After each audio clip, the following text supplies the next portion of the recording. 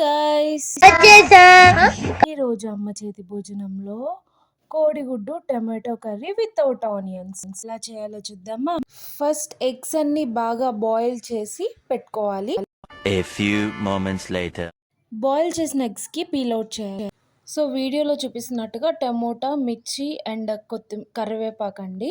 So అలా కొన్ని రెబ్బలు కరివేపాకు, టమోటాలు ఒక 5 నుండి 6 అండ్ పచ్చిమిరపకాయలు ఒక 5, 6 కట్ చేసి పెట్టుకోవాలి. ఒక బాండి పెట్టుకొని ఆయిల్ వేసుకొని తిరుమాత గింజలు వేసుకొని కరివేపాకు వేసుకొని కొద్దిగా వేగిన తర్వాత ఏదైతే టమోటా, మిర్చి ఉంటుందో అవి వేసేసి బాగా మగ్గనియాలి. సో బాగా మగ్గిన తర్వాత కొంచెం లైట్గా ఆయిల్ ఫ్లోట్ అవుతుంది. ఇక్కడ వీడియోలో ఉప్పు, కారం వేసేది స్కిప్ అయిందండి.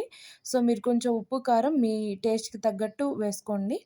సో ఆ తర్వాత బాగా మగ్గిన తర్వాత ఏవైతే ఎగ్స్ ఉన్నాయో, సో ఆయిల్ బాగా ఫ్లోట్ అయిన తర్వాత ఎగ్స్ ఉన్నాయో, ఆ ఎగ్స్ అన్నీ ఇప్పుడు వేయాల్సి ఉంటుంది. వేసిన తర్వాత కొంచెం కలిపేసేసి ఒక 5 నిమిషాలు అలా మూత పెట్టేసేసి మగ్గనిచ్చేసి స్టవ్ ఆపేసుకుంటే మన ఎగ్ కర్రీ అయిపోయినట్టే.